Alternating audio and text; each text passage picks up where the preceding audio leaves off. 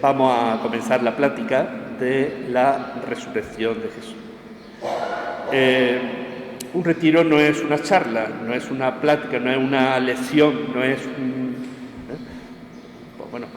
no es como una enseñanza de algún tema, sino que es algo que pretende interiorizarnos cada uno de nosotros desde aquello que se comenta. Y un retiro es una puesta a punto, y eso es lo que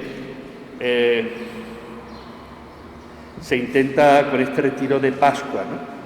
Basado en todos los elementos que nos presentan toda la liturgia y todo el sentido de Pascua, pues que nosotros nos unamos mucho más a Jesús. Entonces, la plática va a tener como dos partes. Va a tener una parte que es como una explicación doctrinal de la resurrección, y luego después vamos a entrar en detalle un episodio, un pasaje bíblico muy conocido que nos va a acompañar en una catequesis que el Papa Francisco realizó en el año 2007, preciosa. La veréis como la catequesis que impartió en la audiencia general del miércoles de mayo del 2017 el Papa Francisco, que fue una delicia, como a mí me ha encantado en la exposición del Papa, y ya veréis. Bueno, pues vamos a comenzar. Bueno, estamos en el tiempo de la Pascua, que es el momento más importante de la Iglesia. Estos 50 días que median desde la vigilia pascual hasta Pentecostés, los 50 días, es pues ese momento culminante de la liturgia que de alguna manera nos pone en primer lugar lo que constituye la esencia misma de la fe. Es decir, todo lo que la Iglesia creemos, celebramos, vivimos, oramos y esperamos, se fundamenta en la resurrección de Jesús. Es decir, que la resurrección de Jesús es el punto central y culminante de toda la fe cristiana. Y desde ahí se relee todo, se interpreta todo. Desde ahí cobra nuestra vida cristiana todo el sentido. Bueno, hay que decir que todas las fuentes, sin distinción, del Nuevo Testamento, que como sabéis son 27 libros reconocidos como libros inspirados, canónicos, que se llama, todas las fuentes cristianas sin distinción, desde el primero hasta el último, afirman la resurrección de Jesús. Y es el fundamento, como decía, cardinal de toda la fe cristiana. Es tan importante este planteamiento de la esencia y de la importancia de la resurrección de Jesús, que San Pablo de Tarso escribía en una de sus cartas más importantes, las cartas que escribió a la comunidad de Corinto: si Cristo no ha resucitado, vacía es nuestra predicación y vacía es nuestra fe. Con esas palabras contundentes, San Pablo pues ilumina la vida de esa comunidad de Corinto, que tenía bastantes problemas, y sobre todo para que su vida cristiana se basara en la resurrección de Jesús. Desde esa dimensión y de todo aquello que estamos comentando, pues el Catecismo de la Iglesia Católica, en el número 571, dice así: el misterio pascual de la cruz y de la resurrección de Cristo está en el centro de la buena nueva que los apóstoles y la Iglesia, a continuación de ellos, deben anunciar al mundo. El designio salvador de Dios se ha cumplido de una vez por todas por la muerte redentora de su Hijo Jesucristo. Pues con esas palabras precisas, con esas palabras iluminadoras, el Catecismo de la Iglesia Católica, pues de alguna manera resume y condensa todo esto que estamos comentando. Bueno, hay una unanimidad dentro de todos los libros del Nuevo Testamento. ¿Y cuál es esa unanimidad? Lo que se llama el querigma en la Iglesia, el anuncio de la Iglesia. ¿Y cuál es ese anuncio? Pues que Dios ha resucitado al crucificado y nosotros somos testigos. Es decir, la Iglesia desde su origen es una Iglesia apostólica, que entre la presencia de Jesús y nosotros media el testimonio apostólico. Y cuando había algún conflicto de alguna comunidad cristiana, apelaban siempre al testimonio apostólico. Así ocurrió con Pablo.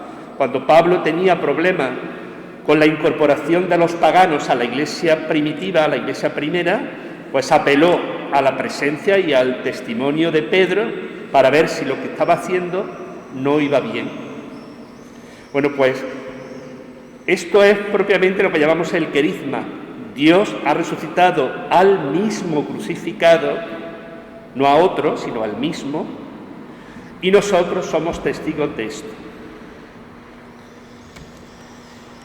Bueno, pues hay que afirmar, sin equivocarnos, que el interés de Jesús de Nazaret, su mensaje, sus hechos, sus palabras, sus encuentros liberadores con la gente de su tiempo, en el Nuevo Testamento, especialmente los Evangelios, se hacen y parten desde la resurrección.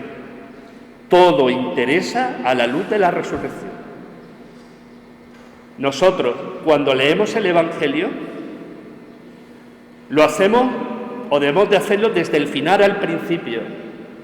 ¿Qué es lo que interesa? La resurrección de Cristo. Y porque ha resucitado y se ha comunicado vivo a los apóstoles, pues empiezan a releer su muerte, empiezan a releer qué dijo, empiezan a releer qué hizo, y empiezan a decir de dónde viene, de dónde procede, ¿veis?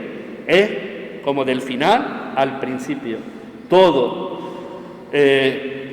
lo que se escribe en los Evangelios y en el Nuevo Testamento, que no son vidas de Jesús, no son biografías de Jesús, aunque los Evangelios lo hagan de una manera cronológica, pues son catequesis a la luz de la resurrección. Todo interesa a la luz de la resurrección.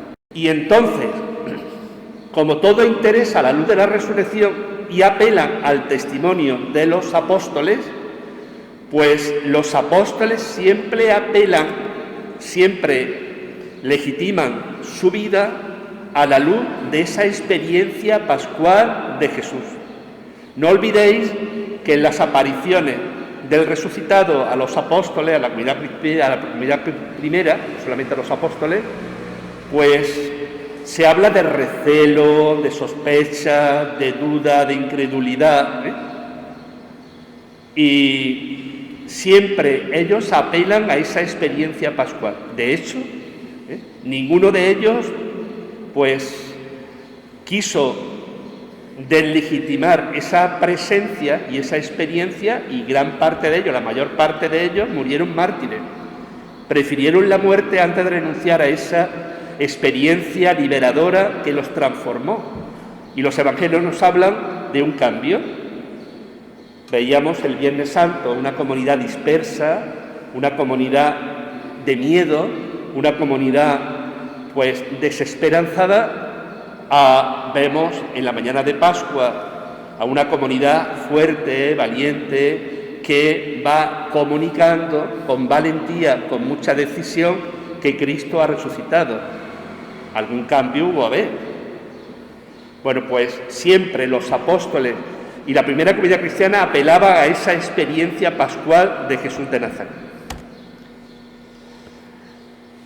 El mensaje del querigma es sencillo y contundente, como lo expresa el apóstol Pedro en uno de sus discursos más conocidos y más importantes, el que realiza en la mañana de Pentecostés, ante una comunidad, ante mucha gente de muchos lugares que estaban en Jerusalén. Podemos decir que en ese discurso entresacamos algunas frases. A Jesús, el Nazareno, hombre acreditado por Dios entre vosotros, con milagros, prodigios y señales que Dios hizo por su medio, entre vosotros, como vosotros mismos sabéis, a este que fue entregado según el determinado designio y premio conocimiento de Dios, vosotros le matasteis, clavándole en la cruz por mano de los impíos. A este, pues, Dios le resucitó librándole de los dolores del Hades, pues no era posible que quedase bajo su dominio. A este Jesús Dios lo resucitó, de lo cual todos somos testigos, y exaltado por la diestra de Dios, ha recibido del Padre el Espíritu prometido. Sepa, pues, con certeza toda la casa de Israel que Dios ha constituido Señor y Cristo a este Jesús a quien vosotros habéis crucificado. Pues esas son una de las palabras que Pedro realiza en ese discurso tan conocido, tan importante, en la mañana de Pentecostés. En la misma línea, pues el Catecismo nos subraya en el número 638. La resurrección de Jesús es la verdad culminante de nuestra fe en Cristo, creída y vivida por la primera comunidad cristiana como verdad central, transmitida como fundamental por la tradición, establecida en los documentos del Nuevo Testamento, predicada como parte esencial del misterio pascual al mismo tiempo que la cruz. ¿Veis? Resume perfectamente con ese lenguaje preciso del catecismo, pues esto que estamos comentando. Bueno, ¿cómo va la cosa? Nos vamos enterando, ¿no? Le estoy explicando medio qué.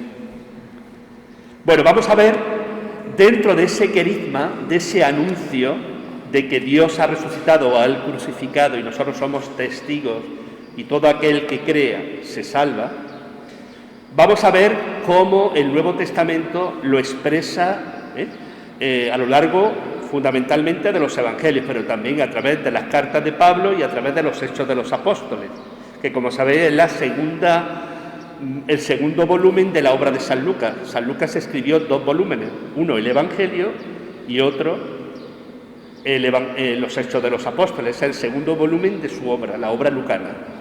Bueno, pues ¿cuáles serían las 3 maneras fundamentales para anunciar el querigma, el mensaje central? Primero, en discursos querigmáticos. Ya os he indicado lo que era el querigma, el anuncio primero de que Dios ha resucitado a Jesús, a quien vosotros habéis crucificado, y nosotros somos testigos de esta buena. En él se cumplen las Escrituras y todo aquel que crea se salvará. Bueno, pues en discursos carismáticos, en himnos y en credos, fundamentalmente en las cartas de Pablo de Tarso, y en las narraciones y relatos de los Evangelios. Y las 3 maneras de anunciar la buena nueva, el querigma, tiene una intencionalidad. ¿Cuál es la intencionalidad el anuncio de ese mensaje? Mira, fortalecer la comunidad cristiana, fortalecer la fe. Al final del Evangelio de San Juan, él dice: todo esto se ha escrito para que tengáis fe. Es decir, la finalidad fundamental de los escritos del Nuevo Testamento es para fortalecer la fe. Tiene una dimensión, pues, de fortalecimiento de esa fe recibida en el bautismo. Bueno, vamos a decir unas palabritas sobre los discursos querigmáticos. Bueno, pues en el segundo volumen de San Lucas, como os decía, de los Hechos de los Apóstoles, aparecen varios discursos en esa clave querigmática. 8 discursos de San Pedro, 9 de San Pablo. Ya sabéis que San Pablo es el gran converso de la Iglesia primitiva que marca un antes y un después de la vida de la Iglesia. Fue providencial. Ayer leíamos pues la conversión de Pablo, que era un celoso perseguidor de los cristianos que quería radicar la presencia cristiana de Palestina, y con esa intención se encuentra con el Señor, y aquel cambia totalmente.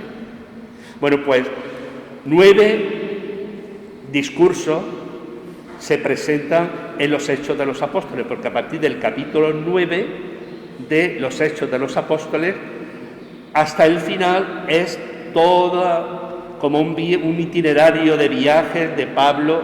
Bueno, pues 9 de Pablo y algunos otros, entre ellos de Esteban. Ya sabéis que Esteban era el primer diácono o el primer mártir de la Iglesia, que pertenecía a la Iglesia que procedía de los judíos de la diáspora. Podemos decir que hay 3 orígenes de la Iglesia primitiva. Uno, los judíos que procedían de Palestina, que eran oriundos naturales de allí. Otro, que eran judíos dispersos por toda la diáspora, por todo el Imperio Romano, porque prácticamente en todas las ciudades importantes había una judería. De hecho, en Córdoba sí que había una judería importante, y en Toledo, ¿no? Bueno, pues en muchos lugares del imperio había juderías, que tenían su sinagoga, tenían su zoco. Bueno, pues esos judíos que no pertenecían a Palestina, pero que eran religión judía, pues eran los judíos conversos del cristianismo de esa diáspora. Entre ellos está Esteban, que fue el primer mártir.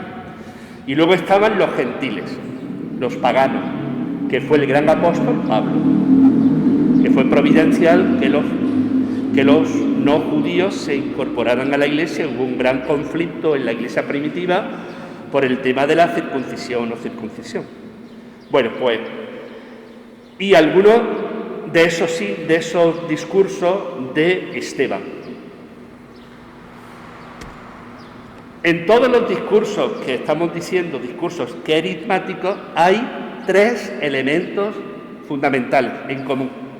¿Cuáles son esos 3 elementos? Primero, que toda la vida de Jesús se relee desde la resurrección. Ya lo hemos dicho desde el principio. La vida de Jesús se relee desde el final, desde la resurrección. Mirad, por ejemplo, en de Hechos de los Apóstoles: vosotros renegasteis del santo y del justo, pedisteis que se os hiciera gracias de un asesino, y matasteis al jefe que lleva la vida.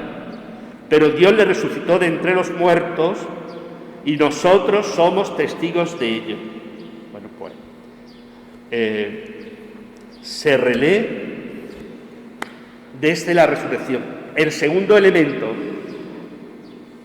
la vida de Jesús, su resurrección, su muerte, se enmarca desde las Sagradas Escrituras y se relee desde ella, y es interpretado todo desde la Sagrada Escritura. Para que se cumplieran las Sagradas Escrituras, como bien decía Pedro, y todos los profetas desde Samuel y sus sucesores han hablado, anunciaron también estos días. ¿Veis? Otro elemento importante de esos discursos carismáticos. Y tercero, la finalidad de los escritos es llevar a la conversión y a la fe en Jesús. Mira lo que dice en este discurso de Pedro. Al oír esto, dijeron con el corazón compungido a Pedro y a los demás apóstoles: ¿qué tenemos que hacer? Pedro les contestó: convertíos y que cada uno de vosotros se haga bautizar en el nombre de Jesucristo para remisión de vuestros pecados, y recibiréis el don del Espíritu Santo.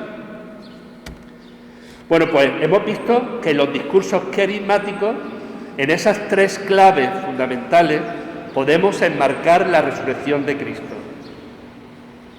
Lleva a la conversión y a la fe, releído desde las Sagradas Escrituras, y todo interesa a la luz de la resurrección. Vamos a decir unas palabritas sobre los signos y credos del Nuevo Testamento. Bueno, pues, ¿qué es un himno? ¿Qué es un credo? Una fórmula breve, concisa, que condensa todo lo que creemos. Por ejemplo, una fórmula concisa es el credo de la Iglesia, donde de una manera concisa profesamos aquello que creemos.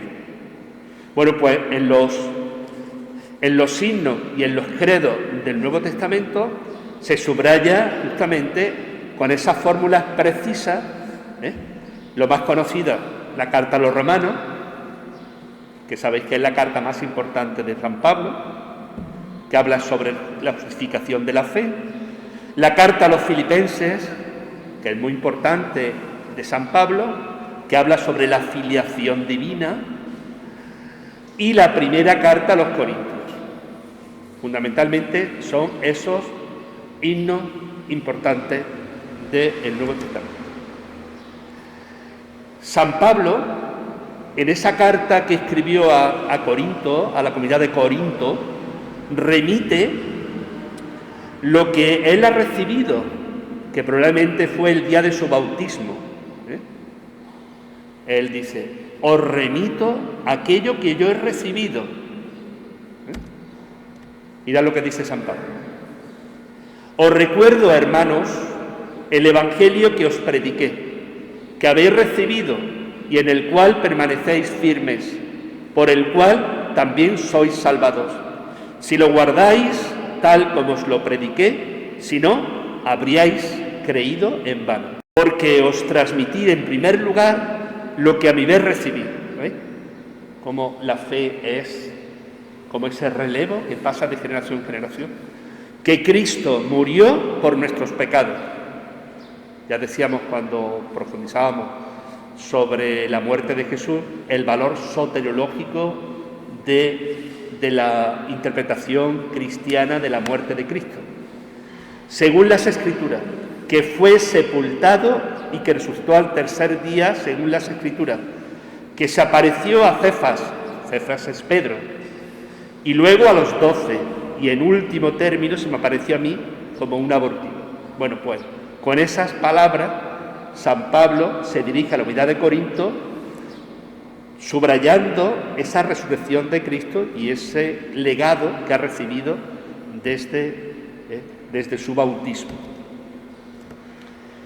San Pablo, en la carta a los Filipenses, en este himno tan conocido, subraya la humillación y la kenosis de Dios, el cual, siendo de condición divina, no retuvo ávidamente el ser igual a Dios, sino que se despojó de sí mismo tomando condición de esclavo.